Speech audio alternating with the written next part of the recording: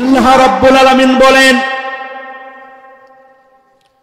ইন্না হাযাল কুরআনা ইয়াহদি লিল্লাতী হিয়া আকওয়াম ওয়া ইউবাশশিরুল মুমিনিনা আল্লাযীনা ইয়া'মালুনাস সালিহাতি আন্না লাহুম আজরান কাবীরা। আল্লাহ রাব্বুল আলামিন বলেন, ইন্না হাযাল কুরআন, নিশ্চয় এই কোরআন হেদায়েত করে সেই পথের দিকে যা সরল এবং সুদৃঢ়। তার মানে বোঝা যাচ্ছে কোরআনের পথ সৎ, ঠিক কিনা? কোরআনের পথ হকের পথ, সোজা। হকের পথ আবার কাটায় ভরা। কারণ যখন আপনি সমাজে যখন হকের আওয়াজ তুলবেন, দেখবেন এক শ্রেণীর বাতিলরা আপনাকে হকের কাজটাকে বাধা দিবে। কথা কোন ঠিক কিনা? আল্লাহ রাব্বুল আলামিন বলে, ওয়া ইউবাশশিরুল মুমিনিনা আল্লাযীনা, এবং এই কোরআন সেই সমস্ত মুমিনদেরকে সুসংবাদ দেয়, ইয়া'মালুনাস সালিহাত, যারা নাকি নেক আমল করে। আল্লাহ রাব্বুল আলামিন বলেন, যখন মুমিনরা নেক আমল করে তাদের কি হবে শোনো, আন্না লাহুম আজরান কাবীরা, তাদের আমি আল্লাহর পক্ষে থেকে তার বিরাট প্রতিদান। বলেন না সুবহানাল্লাহ। তাহলে যারা কোরআন শুনে কার পক্ষ থেকে প্রতিদান পাবে? বলেন কার পক্ষ থেকে? জোরে বলেন কার পক্ষ থেকে? কারণ এই কোরআন পৃথিবীর আল্লাহ কোরআনকে নাজিল করেছেন, শুধু কোরআনকে নাজিল করে নাই, এই কোরআন কিন্তু হেফাজতের দায়িত্ব কিন্তু আল্লাহ নিয়েছেন। বলেন না সুবহানাল্লাহ। আল্লাহ রাব্বুল আলামিন বলেন, ইন্না নাহনু নাযালনা যিকরা ওয়া ইন্না লাহু লাহাফিযুন। আল্লাহ রাব্বুল আলামিন বলেন, ইন্না, নিশ্চয়, নাহনু, আমি, নাযালনা যিকরা, আমি আল্লাহ এই কোরআন নাজিল করেছি। শুধু আমি আল্লাহ এই কোরআন নাজিল করি নাই, এই কোরআনের সংরক্ষণের দায়িত্ব, এর হেফাজতের দায়িত্ব আমি আল্লাহ নিজে নিয়েছি। সুবহানাল্লাহ। আল্লাহ বলে, আমি আল্লাহ এই কোরআনকে সংরক্ষণ করব 100%। যারা আমার এই কোরআনকে সংরক্ষণ করবে, যারা আমার এই কোরআনকে মর্যাদা দেবে, আমি আল্লাহ তাদেরকে সংরক্ষণ করব, আমি আল্লাহ তাদের সম্মানটা বাড়িয়ে দিব। সুবহানাল্লাহ বলেন। আজকে যারা এই কোরআনকে সম্মান করেছেন, কোরআনকে যারা মর্যাদা দিয়েছেন, তারাই কিন্তু এখনো বাংলাদেশে আছে। কথা কোন ঠিক কিনা? আমরা দেখেছি গত বছর বাংলাদেশে যখন কোরআনের মাহফিল হয়েছে, এই মাহফিল হওয়ার সময় বাংলাদেশের এক দল, এক শ্রেণীর মানুষের আছে, কোরআনের মাহফিল হলে 144 ধারা জারি করে। কথা কোন ঠিক কিনা? কারণ কোরআনের সঙ্গে যারা বেয়াদবি করবে, এই কোরআন তাদেরকে অপমান অপদস্থ করবে। কথা কোন ঠিক কিনা? আল্লাহ রাব্বুল আলামিন বলেন, ওয়াকালাল্লাযীনা কাফারু লা তাসমাউ লিহাযাল কুরআনি ওয়ালগাউ ফীহি লাআল্লাকুম তাগলিবুন। আল্লাহ রাব্বুল আলামিন বলেন, ওয়াকালাল্লাযীনা কাফারু, কাফেররা বলল, কাফারু জামা মুযাক্কারের সিগা, লা তাসমাউ লিহাযাল কুরআন, এক নম্বর তোমরা এই কোরআন শুনবে না, কোরআন তো শোনাও যাবে না। ওয়ালগাউ ফীহি লাআল্লাকুম তাগলিবুন, মুহাম্মদ সাল্লাল্লাহু আলাইহি সাল্লাম যখন এই কোরআন পাঠ করবে, তোমরা গন্ডগোল করবে, তাহলেই তোমরা বিজয় লাভ করবে। নাউযুবিল্লাহ। বলেন তো এই কোরআন নাজিল করেছেন কে? এই কথা বলতে হবে কে? এই কোরআনের হেফাজতের দায়িত্ব নিয়েছেন কে? আল্লাহ। কাফের বেঈমানেরা, তোরা আমরা এই কোরআনকে তোরা বন্ধ করে দিবি, খবরদার, পারবে না, পারবে না। তোরা কোরআনকে যখন বন্ধ করবি, এক নম্বর আমি আল্লাহ তোদেরকে অপমান অপদস্থ করব। কথা কোন ঠিক কিনা? কারণ এই কোরআন সাধারণত কিতাব নয়। এই কোরআন কি হকারদের কথা মতো নাকি ভাই? হকার ছিলেন আপনারা?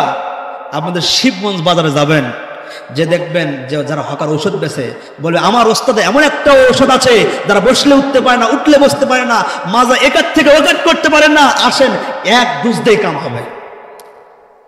চাষা মনে করতেছে একেবারে বগুড়ার জিয়ারন মেডিকেল ফেল, বগুড়ার বড় বড় মডার্ন ক্লিনিক ফেল, আর হকারের একটা ওষুধ দিয়ে বলে কাজ হবে। কেমন কথা? এরকম একটা চাষা গেছে, মাইন্ড করেন না বাবা, বাবা বাবা বাবা কি হয়েছে চাষা? অনেকদিন পর্যন্ত রুকু সেজদা দিতে পারি না। চাষা আসেন আসেন, আপনাকে খুঁজতেছি। হকার বোঝেন তো? এরকম একটা ওষুধ নিয়ে চাষা যে জায়গায় ব্যথা, ওর ওস্তাদের ফায়দা বলতেছে, আর ওর সাথে তেল মালিশ করতে করতে করতে এমন করে ঠাসি মারছে, মানে চাচা দম খড়ি লাগছে। বলে চাচা আরাম পাইছেন? আরাম পাইছেন? চাচা মনে মনে চিন্তা করতেছে যে আমি যদি আরাম না পাইছি যদি বলি এরপরে যে কি দেওয়া লাগবে আল্লাহ জানে। এ কথা ঠিক কিনা বলেন তো? কোরআন কি আমাদেরকে ধোকা দেয়? কোরআন তো ধোকা দেয় না, কোরআন আমাদেরকে সুসংবাদ দেয়। বলেন না সুবহানাল্লাহ। কারণ কোরআন আমাদেরকে ধোকা দেয় না, কারণ কোরআন আমাদেরকে সুসংবাদ দেয়। কারণ এই কোরআনের পথে যারা থাকবে এই কোরআন তাদেরকে জান্নাতের গ্যারান্টি দিয়েছেন। বলেন না সুবহানাল্লাহ। এই জন্য আমাদেরকে কোরআনের পথে থাকতে হবে, ইসলামের পথে চেষ্টা করতে হবে। আল্লাহ রাব্বুল আলামিন বলতেছেন, ইয়া আইয়ুহাল্লাযীনা আমানু হাল আদুল্লুকুম আলা তিজারাতিন তুনজিকুম মিন আযাবিন আলীম। জোরে বলেন আল্লাহু আকবার। আল্লাহ রাব্বুল আলামিন বলে, ইয়া আইয়ুহাল্লাযীনা আমানু, হে ঈমানদারগণ। আল্লাহ কিন্তু যত জায়গায় বলেছেন ঈমানদারকে আল্লাহ ভালোবাসেন, কারণ ঈমানদারের বন্ধু কার? কথা বলেন, ঈমানদারের কার বন্ধু? আল্লাহর বন্ধু। কারণ ঈমানদারের সাথে আল্লাহর সম্পর্ক আছে না নাই? আল্লাহ যত জায়গায় বলেছেন ঈমানদার, হে ঈমানদারগণ, হাল আদুল্লুকুম আলা তিজারা, আমি কি তোমাদের এমন একটা ব্যবসার সন্ধান দেব নাকি যে ব্যবসা তোমাদেরকে তুনজিকুম মিন আযাবিন আলীম, তোমাদেরকে কঠিন আযাব থেকে তোমাদেরকে মুক্ত দান করবে। বলেন না সুবহানাল্লাহ। সেই ব্যবসা জানা লাগবে না আমাদেরকে। সেই ব্যবসা হচ্ছে তুমিনুনা বিল্লাহ, এক নম্বর আল্লাহর প্রতি ঈমান আনতে হবে। জীবন কার প্রতি ঈমান আনতে হবে? ওয়া রাসূলিহি, তার রাসূলের প্রতি। ওয়া তুজাহিদুনা ফি সাবিলিল্লাহ, আমি আল্লাহ তোমাদেরকে যে জান আর মাল দিয়েছি এই জান আর মাল দ্বারা আমি আল্লাহ রাস্তায় সংগ্রাম করতে হবে। বলেন না সুবহানাল্লাহ। এই জানও চিরকাল থাকবে না, আর এই মালও চিরকাল থাকবে? জানমাল চিরকাল থাকবে নাকি? থাকবে না। কারণ আপনি এসেছেন, প্রথম আপনার বাপ এসেছে, কথা কোন ঠিক কিনা? আপনার দাদা, তারপর আপনি, তারপর আপনার বাবা, তারপর আপনি। কারণ আসার সের আছে, যাওয়ার কোনো সিরিয়াল, কে কখন আমরা যাব এটা আমরা কি বলতে পারবো? কারণ আসার সিরিয়াল আছে, যাওয়ার কোনো সিরিয়াল নাই। কারণ এমন সময় আল্লাহ মৃত্যুকে ফিক্সড করে দিয়েছেন, মালাকুল মউত জানে না যে আপনি কখন মারা যাবেন, একমাত্র জানেন কে? আল্লাহ। এই জন্য আল্লাহ বলে, বান্দারা হকের দাওয়াতটা খুব কষ্ট, এই জানও চিরকাল থাকবে না, আর এই মালও চিরকাল থাকবে না। এই জন্য তোমাদেরকে এই জান আর মাল দিয়ে আমি আল্লাহ রাস্তায় সংগ্রাম করতে হবে। বলেন না সুবহানাল্লাহ। কারণ যখন তোমরা হকের পথে কথা বলবা তখন তোমাদের সমাজ থেকে বাধা আসবে, বিপত্তি আসবে, মুসিবত আসবে, ঠিক কি না?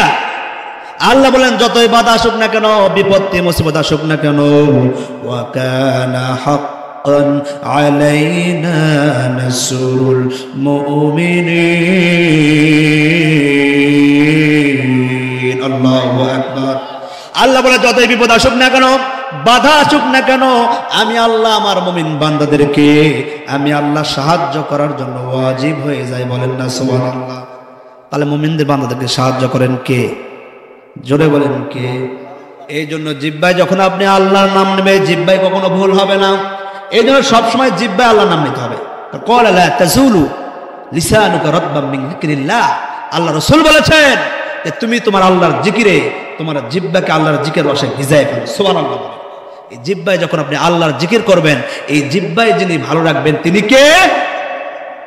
এক লোক ঊর্ধ্ব শ্বাসে দৌড়াচ্ছে। কি শ্বাসে দৌড়াচ্ছে? যাইতে যাইতে হঠাৎ বেটার সঙ্গে দেখা, বলে আব্বা কোথায় যাচ্ছেন? হয় ভাই গুরু হারাছে ভাই। বেটাক ভাই করে বলতেছে, বুঝেন তো? বেটার মন খারাপ, তার মাকে তো মা আমি আর বাঁচবো না। কারণ বাপ ভাই আমাকে ভাই করে বলে, এই জীবনকে রাখা যায়? আসুক তোমার বাপ, আসুক তোমার বাপের বাটাম ফাটাম। কথা কন ঠিক কিনা? এই গিয়ার বাপ, এই সকিনের বাপ। বেটার বলে ভাই বলছে, হয় মা গুরু হারালে ভাই করে বলা লাগে। আরে মিয়া, আপনি যখন সুখে থাকবেন, যখন আনন্দ থাকবেন, তখন কিন্তু আপনার আল্লাহর শুকরিয়া আদায় করতে হবে, ঠিক কিনা? কিন্তু যখন আপনি সুখে থাকেন, ক্ষমতায় থাকেন, তখন আপনি মনেই করেন না যে আমি কি হয়েছে, ঠিক কিনা? ওই ফেরাউন যে ইব্রাহিম, ওই নমরুদ ইব্রাহিম, তোমার আল্লাহ কত বড়, তোমার আল্লাহ মেরা হেল দেবে, কি করবো? তখন নমরুদ কি করেছিলেন যে একটা মানে পাখি নিয়ে আসমানে আকাশের মধ্যপ্রান্তে উড়ে যেয়ে আকাশ থেকে তীর মেরেছিলেন। তীর মারার পর আল্লাহ বলে, এ জিবরাইল, আমি আমার কোনো দুশ্মনকেও দুনিয়ার থেকে শূন্য অবস্থায় ফিরাই না। ফেরাউন নমরুদ যেহেতু মেরেছে, ওই তার তীরের মধ্যে একটা মাছের রক্ত দিয়ে দেয়। সুবহানাল্লাহ। যখন ওই তীরটা নিচে আসলেন, নমরুদ দেখেছে আল্লাহ তো মরে গেছে রে, ইব্রাহিম তোমার আল্লাহ শেষ। নাউজুবিল্লাহ বলবেন না? আল্লাহকে মেরে ফেলতে কেউ সম্ভব আছে? আল্লাহকে মেরে ফেলে দিতে পারবে? এই বেঈমানের অবস্থা কি হয়েছে? একবারে ন্যাংরা মশা দিয়ে তার নাকের মধ্যে ঢুকে সমানে মাথায় কামড় দেওয়া শুরু করলো। যখনই কামড় মারে, চিৎকার মারে, মানুষকে এভাবে চিকিৎসা হবে না, এক কি করতে হবে, জুতের বাড়ি দেওয়া হবে। কথা কর ঠিক কিনা?